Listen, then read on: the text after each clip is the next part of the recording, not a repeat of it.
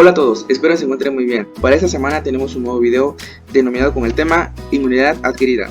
Como sabemos, en el sistema inmunológico es el encargado de reconocer lo propio y no propio, teniendo como una respuesta inmunológica y protegiéndonos ante infecciones, en las que estas van a contar con diferentes mecanismos de respuesta celular y humoral, y se van a diferenciar por el tiempo de respuesta y de origen de receptores y la generación de memoria. Con el tiempo de respuesta puede durar semanas, estos van a requerir de la activación de la respuesta inmunológica innata. En los orígenes de receptores, estos vamos a tener como receptores del linfocito T y receptores del linfocito B, que van a ser provenientes de un proceso de recombinación somática. En la generación de memoria, estas van a generar memoria inmunológica, por lo que es posible responder ante segundos encuentros con el microorganismo de forma más rápida. Esta memoria puede durar de meses a años. Para entrar en detalle con la inmunidad adquirida, veremos un poco de historia, las que nos vamos a remontar en el año 1000, en la época china. Los chinos fueron los primeros en inmunizar a los niños con viruela, desecando las costras de las pústulas, moliéndolas e introduciéndolas como el polvo obtenido por vía nasal. Esas reciben el nombre como varolización, con el que se logró un gran porcentaje de protección, aunque no estaban exentos de casos de individuos que contrajeron la enfermedad y murieron, pero su número fue mínimo comparado con las muertes que produjo la enfermedad. En 1718, la esposa del embajador británico de Estambul, que actualmente es conocido como Turquía, Lady Morel Montagu, se observó que los habitantes de Constantinopla practicaban el procedimiento de los chinos. Ella solicitó al médico Charles Maitland para que varolizara a su hijo de 6 años. 3 años después, en 1721, se dedicó a popularizar dicho procedimiento, pero tal práctica no se convirtió en una práctica común debido a una fuerte oposición a la iglesia. No obstante, para 1796, un médico naturista y británico que confirmó el origen de la protección inoculando a un niño que había desarrollado la enfermedad de la viruela de las vacas, inoculándolo de nueva cuenta, pero esta vez con un material de pústula de una persona con viruela. El niño no volvió a enfermarse como tal. Después de realizar 23 inoculaciones adicionales en diferentes individuos, pudo confirmar que una vez presentando úlceras de viruela de las vacas, no desarrollaría viruela humana. Estos experimentos se sentaron en las bases de lo que es la inmunología el día de hoy, como lo conocemos ahora. Y bueno, ¿de qué nos estamos refiriendo a dicho procedimiento que se realizó? Pues más que nada al que fue denominado o que ha sido considerado por algunos el padre de la inmunología, Edward Jenner. Él es un médico naturista británico. Gracias a él se pudo realizar el procedimiento, ya que en 1980 por la Organización Mundial de la Salud declaró libre de la viruela al mundo y logrando erradicar la enfermedad infecciosa por primera vez en la historia de la humanidad. Dentro de la inmunidad adaptativa vamos a encontrar diversas variedades de esta inmunidad. Va a depender de acuerdo de cómo se va a activar, y en este caso le vamos a hablar sobre la inmunidad adaptativa natural de forma pasiva. Esta más que nada se va a caracterizar porque no hay una producción de anticuerpos, y se va a caracterizar también porque va a estar dada más que nada por la madre, ya sea en forma de la leche materna, que nos va a brindar los anticuerpos inmunoglobulinas IgA, y también intraplacentario o transplacentario, que más que nada nos va a dar la IgG. Cuando hablamos de inmunidad adaptativa natural pasiva, hablamos sobre una inmunidad que se nos va a dar de forma facilitada y en la cual no vamos a tener que estimular a nuestro cuerpo para que ésta pueda producir estos anticuerpos que vamos a necesitar. Las funciones biológicas de los isotipos de inmunoglobulinas IG.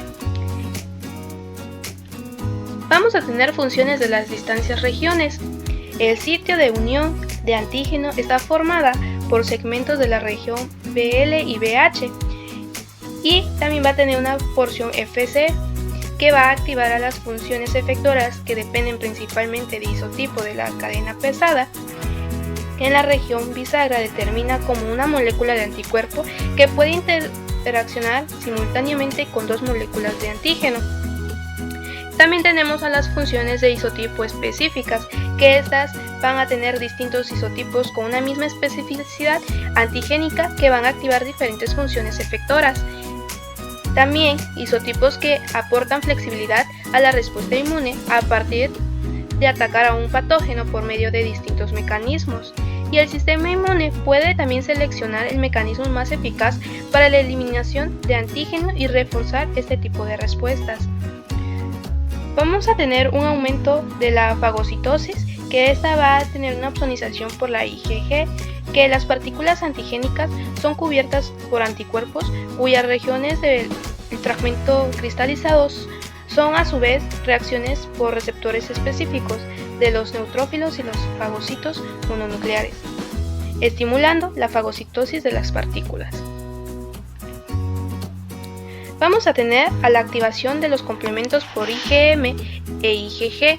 Estos vamos a tener un C1q que se une a la región del fragmento cristalizado de las inmunoglobulinas unidas a antígenos de las IgG humanas y IgG3 activa específicamente del complemento. Y el G1 algo menos y el Gg2 probablemente casi nada. La hipersensibilidad inmediata desencadena por el IgE, que estas van a ser los mastocitos y los basófilos, que van a expresar receptores para la alta afinidad, ocupando por monómeros de IgE en ausencia de un antígeno. Al igual que vamos a tener a la inmunidad en las mucosas mediadas por la IgA, que es transportada a través de las barreras de las mucosas y es secretada a la luz intestinal, donde se neutraliza posibles patógenos o toxinas derivadas de ellos. Vamos a tener transferencia de inmunidad pasiva del feto al neonato por la IgG y la IgA. Vamos a tener primero que los mamíferos durante la vida fetal o el recién nacido no son capaces de responder, donde la IgG materna son capaces de atravesar la placenta y pasar a la sangre del feto. Y las madres en periodo de lactancias van a secretar la IgA del calostro a la leche. Estas IgA van a proteger la cavidad gastrointestinal y educan al sistema inmune del neonato, donde el neonato es capaz de captar mediante receptores específicos inmunoglobulinas de la luz intestinal y transferirlas. Inmunidad adaptativa. La respuesta inmunológica adaptativa se caracteriza por el uso de receptores y anticuerpos altamente específicos, los cuales son el resultado de la combinación genética en células de la línea linfoide. Los linfocitos T, alfa y beta y B son los principales componentes de las células de la respuesta inmunológica adaptativa celular, mientras que los anticuerpos son los representantes de la respuesta inmunológica adaptativa humoral. El establecimiento de una respuesta inmunológica adaptativa eficiente depende de los mecanismos celulares y humorales de la respuesta inmunológica innata, entre estos la presentación antigénica, la liberación de citocinas que conducen a una respuesta adaptativa celular y humoral, y la secreción de quimiosinas que promueven la movilidad de los linfocitos T y B. Cabe mencionar que las células reconocidas por los receptores de células B, receptores de células T y anticuerpos, que son pequeñas porciones de organismos alergenos denominados antígenos. Inmunidad adaptativa humoral y celular. La inmunidad celular queda a cargo de los linfocitos T. Linfocitos T y la respuesta inmunológica adaptativa celular. Se divide en dos subtipos según el receptor de células T que presenten a linfocitos T alfa y los linfocitos T gamma o beta. Las cadenas que conforman a los receptores de las células T provienen de un proceso de recombinación somática en el que los segmentos de variabilidad, diversidad y unión se recombinan entre sí de forma aleatoria. Sin embargo, los linfocitos T gamma tienen menor variabilidad y su actividad está relacionada principalmente con la respuesta inmunológica innata, con la finalidad de disminuir la probabilidad que se desarrolle una respuesta inmunológica contra antígenos propios. Los linfocitos T alfa pasan por dos procesos de control durante su maduración en el timo. La selección positiva es un proceso por el cual los linfocitos T maduros son seleccionados para reconocer a las moléculas del complejo mayor de histocompatibilidad con una afinidad intermedia. Por otro lado, los linfocitos se someten a una selección negativa y son eliminados por apoptosis en caso de que no sean capaces de reconocer a péptidos propios de alta afinidad. Ya que los linfocitos T solo pueden detectar antígenos procesados. Los linfocitos T alfa detectan péptidos presentados en el contexto molecular del complejo mayor de histocompatibilidad, mientras que los T gamma reconocen antígenos no polipeptídicos o no peptídicos, los cuales son presentados a través de moléculas homólogas al complejo mayor de histocompatibilidad, como es el caso de la familia CD1, expresada por las células presentadoras de antígeno y prácticamente en todas las células del organismo. Linfocitos T CD4 que participan en la cooperación celular. Las células dendríticas que captaron el antígeno mediante procesos como la fagocitosis migran a los ganglios linfáticos, donde interactúan con los linfocitos T CD4 en IV al presentar antígenos en el contexto molecular del complejo mayor de histocompatibilidad. 11. La molécula CD4 y otros correceptores establecen la unión entre las dos moléculas. Además, las células presentadoras de antígenos secretan diferentes citocinas que dan una segunda señal que permite una correcta activación linfocitaria. Linfocitos T, CD8 y respuesta inmunológica adaptativa celular de los linfocitos. Los linfocitos T, CD8 son capaces de reconocer péptidos procesados de forma similar que los linfocitos T, CD4 en los ganglios linfáticos, por medio de la presentación del antígeno por moléculas del complejo mayor de histocompatibilidad y por lo general en la presencia de citocinas como la interleucina 12, el cual va a proveer una presentación debido a la migración del agente infeccioso o los antígenos particulados a los ganglios linfáticos, en donde puede infectar las células residentes, o por presentación cruzada de las células dendríticas. La inmunidad humoral. La inmunidad humoral cuenta con unas moléculas presentes en la sangre y en las secreciones mucosas que reciben el nombre de anticuerpos producidas por los linfocitos B. Linfocitos B y la respuesta inmunológica adaptativa humoral. Los linfocitos B son células de origen linfoide que maduran en la médula ósea y que pueden reconocer antígenos de forma nativa o sin ser procesados, mediante los receptores de células B. Estos receptores de células B constituyen un anticuerpo monomérico de la clase IgD o IgM unido a las cadenas de IgA e IgG. Los anticuerpos son proteínas formadas por monómeros de dos cadenas pesadas y dos cadenas ligeras con dominios de inmunoglobulina, que al igual que los receptores de las células T, son generadas tras un proceso de recombinación genética al azar de los segmentos B, T y J. Los anticuerpos generan un extremo repertorio capaz de reconocer casi a cualquier antígeno. Los linfocitos B pueden ser activados por dos diferentes vías. La vía timo-independiente, que es aquella en la que el linfocito B reconoce directamente a su antígeno sin necesidad de un estímulo externo, y se activa para dar lugar a una célula plasmática productora de anticuerpos. Sin embargo, en su mayoría este tipo de activación produce anticuerpos que presentan una baja afinidad por el antígeno y son de clase IgM. Por otro lado, una activación en el timo dependiente se observa cuando el linfocito T, CD4 secreta diferentes citocinas que influyen en la activación de los linfocitos B, lo cual permite su diferenciación a una célula plasmática productora de anticuerpos más eficiente.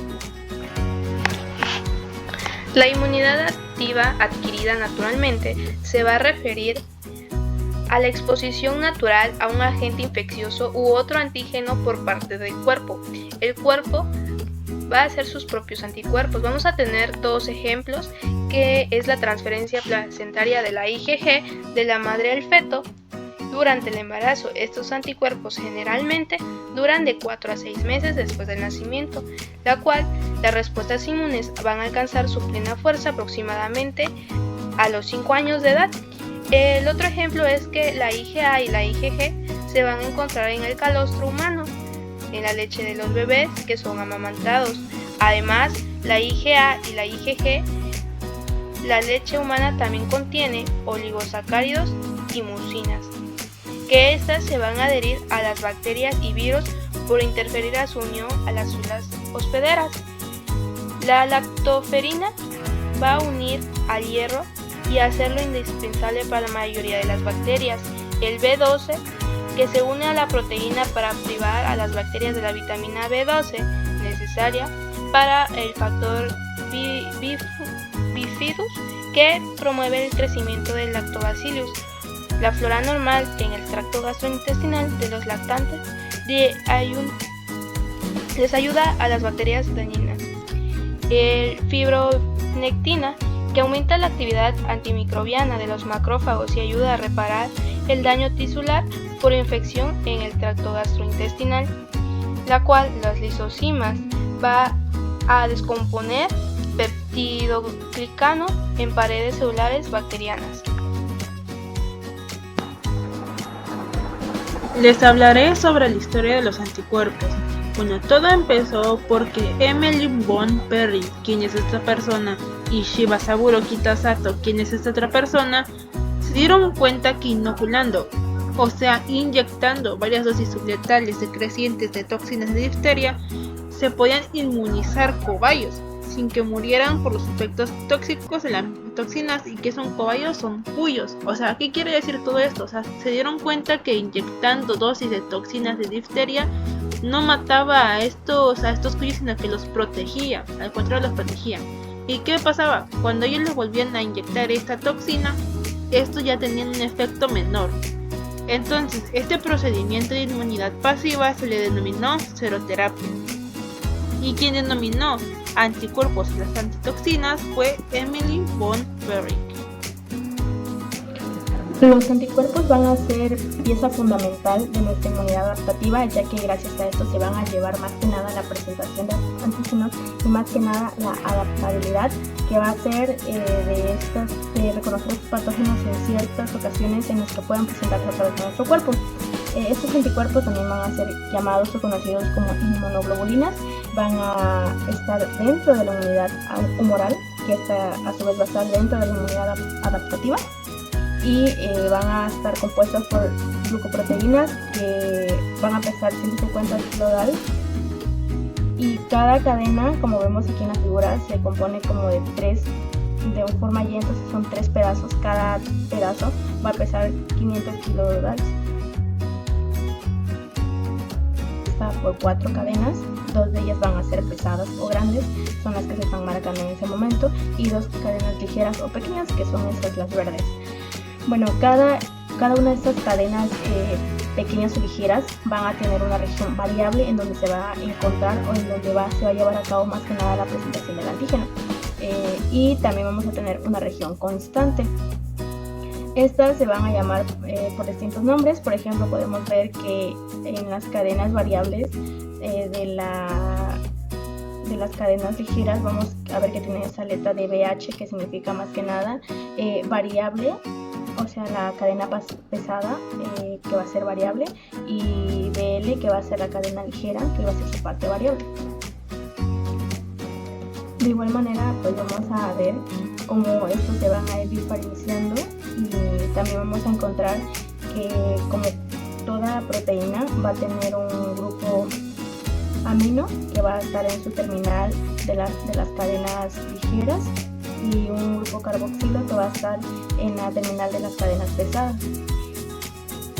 En las cadenas ligeras se van a dividir por 2 tipos, que van a ser kappa o lambda, y también las cadenas pesadas se van a dividir por 5 tipos, que van a ser la gamma, alfa, epsilon, la delta y la gamma. Estas van a estar acopladas en el linfocito P, y cuando va a ocurrir la respuesta inmune, estos receptores se van a modificar y va a existir una región hidrofóbica, y esta va a tener una cola citoplasmática, que va a ser esta que se muestra en este momento, que esta va a permitir que avise al linfocito B para que la respuesta ante el patógeno se pueda llevar a cabo. Y una vez que el linfocito B haya generado esta respuesta, se va a generar una célula plasmática, que esta va a ser la que va a secretar los anticuerpos, y se va a eliminar esta cola citoplasmática y la región transmembranal que muestra en este momento. También podemos dividir a nuestros anticuerpos de otra manera, o clasificarlos de otra manera. Estas van a ser gracias a unas enzimas proteicas o proteolíticas que van a dividir, además de en cadenas pesadas y ligeras, la van a dividir en otros fragmentos. Vamos a tener a estas enzimas, una de ellas va a ser la pepsina. Esta pepsina va a dividir y la papaína también va a dividir a nuestro anticuerpo. La papaína va a dividir a nuestro anticuerpo en la región de la bisagra, que es esta región de bisagra la va a dividir en una parte superior y una parte inferior, y pues va a dejar 3 fragmentos libres.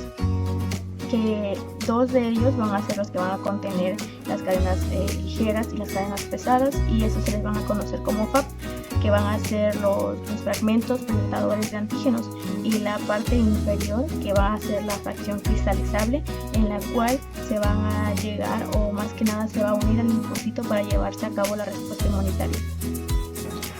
Por otro lado, vamos a tener aquí a nuestra retina, que esto se va a encargar de dividir no en la parte de la región de la bisagra, sino que más abajo, y va a separar a este fragmento de bisagras con las cadenas ligeras y las cadenas pesadas con sus regiones variables y sus regiones constantes. Las va a dividir en un solo fragmento, al cual se le va a conocer como fragmento presentador de antígeno, pero dos, porque esta va a llevar las dos porciones de nuestro anticuerpo. Y estos fragmentos que quedan al final, los de la cadena pesada, van a estar divididos en fragmentos peptídicos, y esos van a ser fragmentos más pequeños que los fragmentos cristalizables. Propiedades de la interacción de antígeno. Para empezar, debemos de saber qué es un antígeno, y un antígeno básicamente es cualquier sustancia que pueda unirse específicamente a una molécula de anticuerpo o al receptor del linfocito T. Y bueno, básicamente, para ser más resumidos, un antígeno va a ser cualquier sustancia que, puede ser una bacteria, un virus, un parásito, etcétera, etcétera, que se va a unir a un anticuerpo y lo va a activar. Entonces, ¿qué va a ocurrir con esto? Para esto debemos de saber qué es la reacción antígeno-anticuerpo, y básicamente va a ser la reacción inmune que se produce cuando los anticuerpos se encuentran con los antígenos, y se va a unir la inmunoglobulina para facilitar su eliminación. Y bueno, entonces básicamente es lo mismo que vimos en la definición de antígeno, que si un anticuerpo se une a un antígeno, va a ser mucho más fácil que lo fagociten o lo eliminen. Entonces, ¿qué es la afinidad y qué es la avidez? La afinidad básicamente va a ser la fuerza de unión del anticuerpo, con qué tanta fuerza este anticuerpo se va a unir a este antígeno. Y entonces se define también como el número de uniones químicas o electrostáticas que se pueden dar entre un anticuerpo y un antígeno. Entonces, ¿qué es la avidez? La avidez básicamente va a ser la medida de las uniones totales entre los epítopos del antígeno y los sitios de unión del anticuerpo multivalente. Esto quiere decir qué tan probable es que un anticuerpo se una a un antígeno. Digamos, si tenemos muchos anticuerpos, va a ser más probable que un anticuerpo se una a este antígeno. Como hemos visto anteriormente con las estructuras y las características de los anticuerpos, ahora vamos a ver los isotipos de los anticuerpos. En esas vamos a constituir la IgD, la IgM, la IgG, IgA e IgE. La IgD va a constituir el 0.2% de las inmunoglobulinas séricas. Esas van a poder detectarse con las inmunoglobulinas M, que van a ser monoméricas en la superficie de los linfocitos B. La IgD circulante va a ser proteínas que van a tener en los microorganismos patógenos, como la Moxarella catarrhalis y la Haemophilus influenzae, que esas van a tener una función protectora de modo de la neutralización.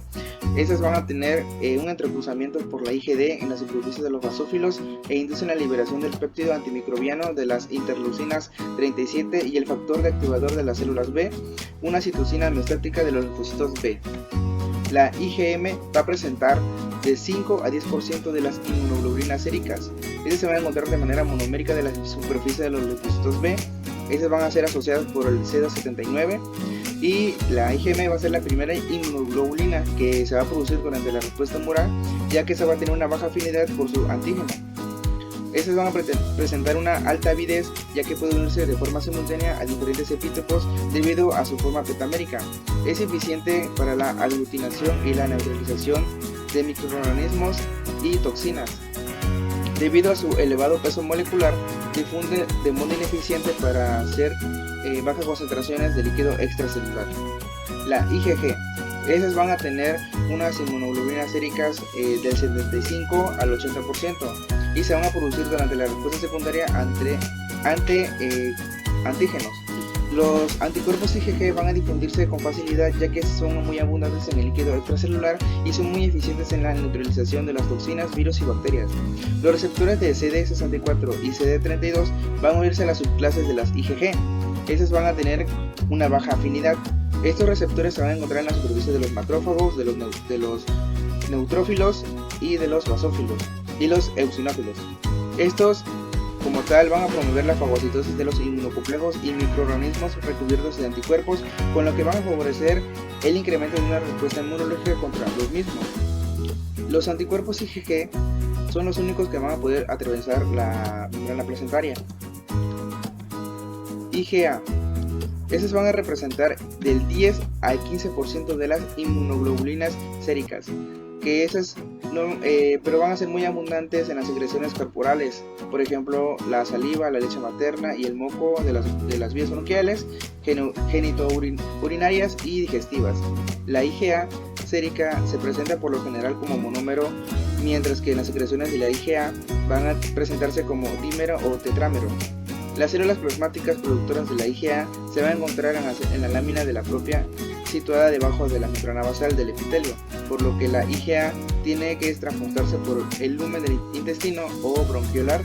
Dicho transporte es mediado por el receptor de las inmunoglobulinas poliméricas, que van a expresarse en la superficie basolateral de las células epiteliales.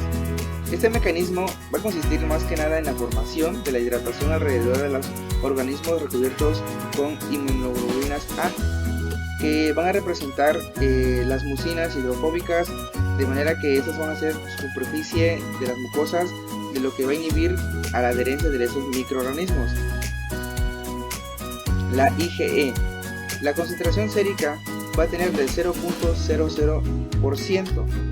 Estas se van a conocer por tres receptores de las IgE, que esas van a tener el receptor de alta afinidad, receptor de baja afinidad y la gelactina 3, que esas se van a encontrar en las células cebadas, en los basófilos, en los monocitos, eosinófilos, plaquetas, células del músculo liso, células de Langerhans y las células dendríticas. Las infecciones por el mitos también van a ser relacionadas por la eosinofilia, en donde aquí vamos a encontrar las concentraciones incrementadas de IgE. Las células cebadas y los eosinófilos se van a presentar por la respuesta inmune contra el minto. Sin embargo, en la población susceptible, los anticuerpos de la clase IgE están involucrados por los procesos alérgicos, como la hipersensibilidad inmediata. Estos van a ocurrir mediante la piel, por ejemplo, la dermatitis atópica, la nariz, rinitis, en la vía respiratoria, el asma, el tracto intestinal como alergias a alimentos, así como los anticuerpos de la IgE.